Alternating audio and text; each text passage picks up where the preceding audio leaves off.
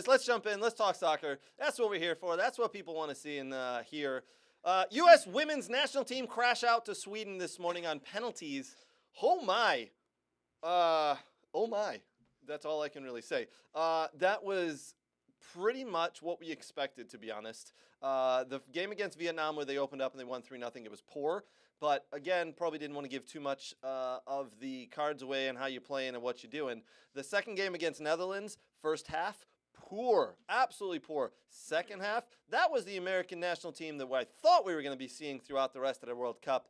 And then against Portugal, they were lucky to stay in it and lucky to advance to the next round. And then they ran into Sweden today. And for some reason, the USA did what they did against the Netherlands. It just was not good, to be honest. That's all I've got to say. They, in the back, solid. In the midfield was all right. Up front, unimaginative. Just not able to put the ball in the back of the net. Not able to really create what I think they needed to do. And to be honest, it got to penalties. And woof. Wow. I don't remember the last time I saw penalty kicks taken like that were so important and just missing the net or just not doing. Maybe they're still holding back so they don't give too much away. Maybe that's it. Maybe that's it. Yeah. It's the long game. You don't want to show all your cards. This is true. For the next World Cup, so you hold back. Yeah, that's a good point. That's probably what it was. Strategy. So what is now being dubbed as the closest VAR goal ever given. When I first saw it, I thought, no, that entire ball hasn't crossed the line. And then they zoomed in, and they zoomed in, and they zoomed in, and you're like, yep, yeah, right. There's a blade of grass between the ball and the line. That's a goal. I believe the kids call it pixelate. Right. Enhance. It was a pixel and maybe a pixel and a half. There was a space there. It was not much, but that's what did it. And USA are out. There are a lot of people who are happy to see this because, to be honest, we all know that the rest of the world have caught up to the USA. USA were ranked number 1, but honestly, I don't think they should have been that high.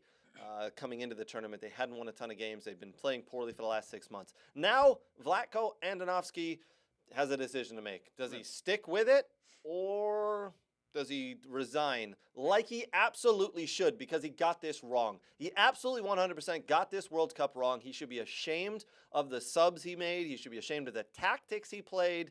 I don't think he took the right players to the World Cup. You got to resign, my friend. This is not where you need to be. Danny? What are your thoughts on easy Tiger with the whole resigning I'm thing? sorry. That was easy. Was that not poor from the players he had? You know, like I've seen some of the online comments, right? And you know, and people posting on our group Facebook online and all that sort of stuff. And while the comments that they're unsavory, right? I mean, they're unsavory. You know, everyone has a right to their opinion, but you know, let's take a moment of pause, really, before we as a fan base completely condemn an individual or an entire team. You know, we've got to first admire and, more importantly, admit that the rest of the world has actually indeed caught up with the U.S. women's national team. Alex Morgan admitted that, by the way. And surpassed it, in my opinion. Yeah. Right? And that pride, right, should come from a place of understanding that, you know, that this country, the women's national team, was the original pioneer of the way the beautiful game was played, really, to be honest with you. You know? And, you know, success in today's women's soccer is it's really a truly investment. It's truly a big investment in style, philosophy, you know, and it's not solely reliant on pace and power, which I think, you know, we can all look at the way that the US have played, and it's not been great. It's really not. When you look at the likes of Japan and France and England and Spain, and you see that the way that they play with such fluency and creativity, we've got to take our hats off to them that these countries have caught up. So, you know, it's either you change and evolve, or you get knocked out of a tournament in the round of 16.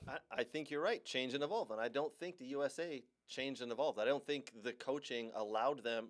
I don't think he thought they needed to change and evolve. I mean, the subs, he barely made any subs, to be honest, throughout the tournament. And the subs he did make, you were wondering, why? What? There's only one sub I actually agreed with the entire tournament, and it was at the halftime of the Netherlands game where he brought Rose Lavelle in. And I thought, that changed the game. That she put some bite into it. By the way, I have a question. I have a serious question. Did he only take 15 players? I Because it seemed like it, didn't it? It you know? absolutely seemed like it. Absolutely seemed like it. Absolutely. I mean, why did he take Rodman off today? No Why did he idea. ta- She No was, idea. She was absolutely tearing that left-hand side apart. Why did he bring her off today? I don't understand that. To put in the legend, Megan Rapinoe. Oh, what to give her a last run out before she retired? To put in the legend, Megan Right. Rapinoe. So that she could give the ball away 6 out of 7 times, miss hit free kicks, and then miss the penalty so wildly that she started laughing. Yeah, I mean, No, I agree. Why take Rodman off? yeah, Why? you know, there's a To put in the legend, Megan Rapinoe. there's I a lot thought I wrong. told you this.